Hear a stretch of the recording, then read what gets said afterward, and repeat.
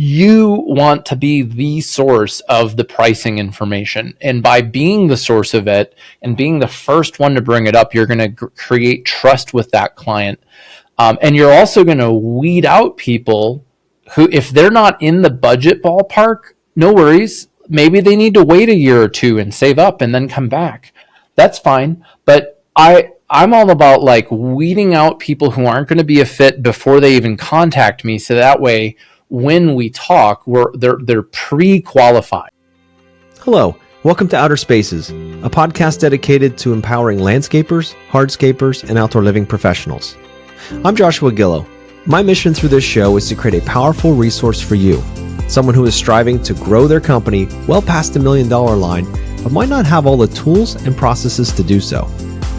Here in Outer Spaces, we are passionate about breaking the chains of small mindsets and helping contractors just like you take control of their businesses and their lives. With nearly 3 decades of experience designing, selling, and building six-figure outdoor living spaces, I've made all the mistakes. Starting with $0 in my pocket, and through the grace of God and a ton of hard work, I now own multiple businesses that afford me the time with my family and the lifestyle I've always dreamed of. So join me as I share what I've learned along my journey, strategies, and other contractor success stories right here on the Outer Spaces podcast. Now, let's get on with the show. Hello, welcome back to the Outer Spaces podcast. This is your host, Joshua Gillow. Jack Jostis joins us for the final week here as we discuss how to close 25% more leads without spending a dollar. He has a dynamite way of doing that you guys can implement today in order to help qualify your leads better so you can get more yeses and less nos, spend more time with your family, and get out there and enjoy life a lot more. If that sounds good to you, keep on listening. Hey, Jack, welcome back here at Outer Spaces. And today we're going to get into, last week we got into the Facebook ads and what you should and shouldn't be doing there. Now, if you have leads coming in and you can't close them, that's a problem. Why even have any leads come in? That's the main thing, right? So today I want to talk about how you can close 25% more leads without spending a dollar. We've got 10 minutes. Go. So the first thing that I believe can help you increase your close rate out of the gate is to have a pricing guide on your website. And the reason for this is unless you have a client coming in who has already done an outdoor living space project in the past, they're probably going to have no idea how much this stuff is going to cost. And if they do, they're going to have misguided information from HGTV, Lowe's, Home Depot. Wait, those guys don't tell you the right thing? They don't give you the right price models and expectations? Yeah, they have wonderful expectations and pricing. So you want to be the source of the pricing information. And by being the source of it and being the first one to bring it up, you're going to create trust with that client. And you're also going to weed out people who, if they're not in the budget ballpark, no worries. Maybe they need to wait a year or two and save up and then come back. Yeah. That's fine. But I'm all about like weeding out people who aren't going to be a fit before they even contact me. So that way, when we talk, they're pre-qualified. Yep. So that's my marketing position before we get to a sales conversation, is that you're going to have reviewed pricing information. You're going to have reviewed my process. You're going to understand what happens next. And by reading that, or ideally watching videos about that first, on this first phone call, you're going to be more qualified and you're going to close to that next step at a much higher rate. So is that marketing or is that sales? To me, they're inseparable.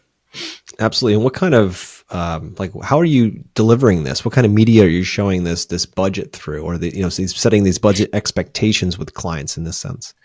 Yeah, so one of the ways that we do that is through a written pricing guide on the website. And I recommend it be built into the menu of your website. And this is not a McDonald's menu of a patio costs exactly this, but it's an answer to what you're probably going to talk about. You're still going to need to talk about on the phone, but there's going to be less sticker shock of it depends. And so you can share with people, well, here is a 100 square foot space using these materials, and the investment was this, and we have a photo of it.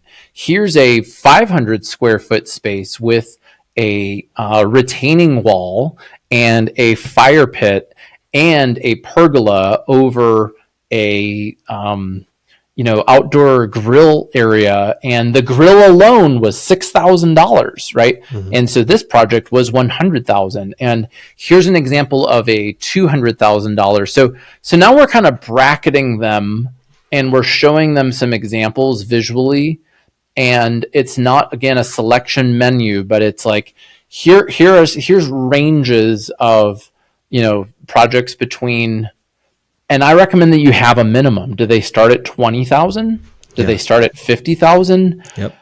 Whatever that is, clearly communicate that. And then I also don't want you to be limited, and maybe some of them are $300,000 plus. Maybe you can do a $500,000 project. Or maybe your sweet spot is 50,000. It's not about how much. It's more of like, what do you do and what's the range for how much it costs? So that's the first thing. And then on the contact form, have a budget range that they can select. Yep. And have the minimum one start with the lower end of your budget. So if your projects start at 20,000, the first bracket might be 20 to 50,000. Yep. That alone is going to eliminate a lot of people. And then once they fill that out, I have a thank you page video. So that means when you fill out the form, we have a video, and many clients hire me to do this for them, and we shoot it, and it looks excellent. And it's basically like, hey, it's Jack from Jack's Outdoor Spaces. Thanks for filling out our website contact form. I'm going to call you to schedule your discovery call, or maybe you use online scheduling. I recommend this for people. Thanks for scheduling a call with us. On this call, we're going to talk about what are you looking to do with your space? Roughly what kind of budget are you anticipating? What kind of timeline are you in?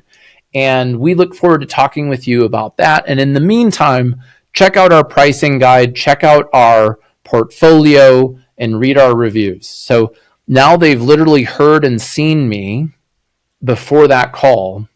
And on that call, I'm going to just guide them through the steps of the sales process that I've already outlined on my website. Yep. So if the next step is a on-site consultation and I charge for it, there's no surprises that I'm going to charge for it. That's right. Now, I'm not necessarily saying that you need to charge for it. But if the next step after that is a paid design and they range from 2,000 to 5,000, I'm going to get real clear with them on that phone call. Yep. So by getting clear up front with people about what happens next and roughly how much is it going to cost, my close rate's going to go way up. I'm going to get way fewer people who are like, oh my gosh, $20,000 for something in my yard? Yeah. It's like, look, lady, you should not be on my calendar because I've already told you in a video, in a pricing guide, and you selected. Like, that call isn't going to happen for me. Yep. It weeds themselves out, which is a beautiful part. Mm-hmm. And having that baseline is very important. Having a floor to start with. You mentioned $20,000, whatever it is for you. It could be $5,000. It could be $500,000. It depends on what kind of projects you do. But having that floor, that minimum to start with, is important. Now, what if, when it comes to pricing, putting on a website, I've heard a lot of guys talk about this, and they're like, but what happens if we're not the cheapest? What if we don't what if our pricing is more than a lot of our other competitors? What if they see what we charge? Like, how does that work? Like, what have you found now with you doing this with so many different websites? Well, what I found, and I actually have a review on my Facebook page for Ramblin' Jackson. So I had a client, his name's Todd Brown. He's in Georgia. Mm-hmm. And he was offended by this idea the first time he heard it. He's like, pricing page on my website, all the things you just said, my competitors are going to steal it. People are going to be upset, blah, blah, blah, blah. I'm like, and he was complaining for years about low quality leads. I'm like, dude, mm-hmm. Are you ready to disqualify some people? So we put it out there, and he sold a huge job, and the guy said, I like that you have a pricing minimum because it shows me that you're not going to be too busy being distracted with these low budget projects like my last company, because they didn't have their act together. So it actually, I understand the fear, and I actually had it before I did this. And what I found is that it creates so much goodwill and trust with the customer that I couldn't imagine not having it.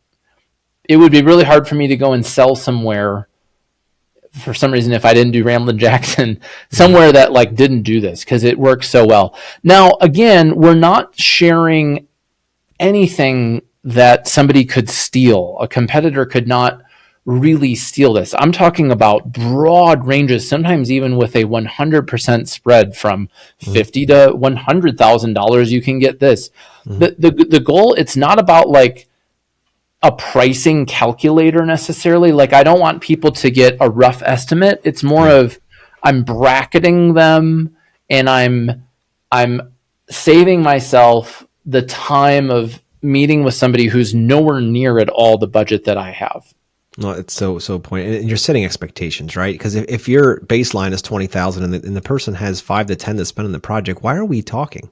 I mean, we want to help and serve, of course, but we're wasting both of our time. So, at this point, it's a way for them to, qualify themselves and to move in the right direction. Maybe you aren't a good fit, and that's okay, right? So imagine if you had fewer leads, but better.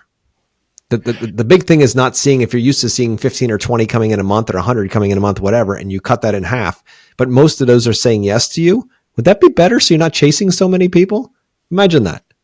Well, and there's a real cost associated with sales that I think many people don't realize. And I think if you, especially when you start involving other people on your team who are going out and meeting with people, I had one client who was spending 12 hours per sale. Yeah. Wow. And he was literally closing 1 out of 20. Wow. Ouch. And I was just quiet with him. And I said, how much time are you spending per sale? He's like, oh yeah, 10 to 12 hours. Wow. And I was like, and I took out my iPhone and I did, 12 times 19. And I was like, by the way, are you paying your employee to do this, or do they work for free? He's like, no. I'm like, how much do they make? And he's like, $25 an hour.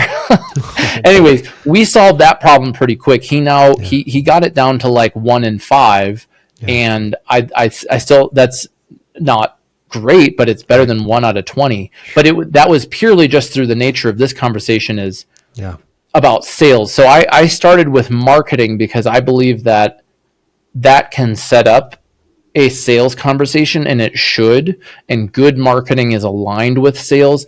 Bad marketing is like, here you go, here's your website, good luck, sales team. Whereas I see the website as like, it's like a junior salesperson that's assisting me for the close. So then once we get on the phone, I think having really clear upfront agreements with people about, hey, here's what we're hoping to talk about on this call, and here's the next step.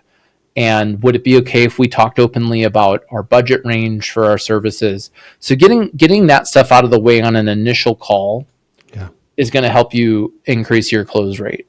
No doubt, Jack.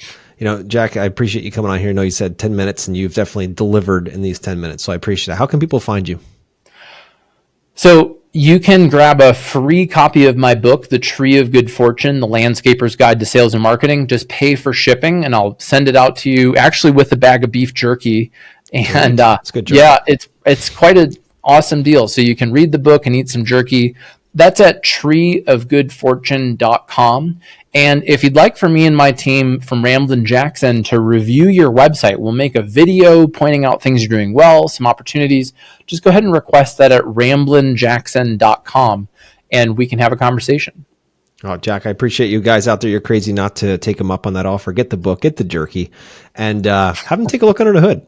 I mean, seriously, have them take a look under the hood. What do you got to lose? And I'm sure that, I've known Jack now for a while. He's been on the podcast. He's come out to our events. He's the real deal. So, take a look at what he's doing. If these last 4 weeks haven't, convinced you that he's got what's going on here, then I don't know what's gonna. So reach out to him. But guys, thank you for listening here. And we're going to continue on next week with getting in deeper into sales and working with objections and all of the good things that come with that. Because once you have the leads, once you've got the SEO in place and then all the ads set up and you get the leads coming in, now you got to be able to nurture them. You got to be able to serve them and be able to set expectations so you can bring them all the way to the finish line and give them exactly what they want. So Jack, thank you again for your time.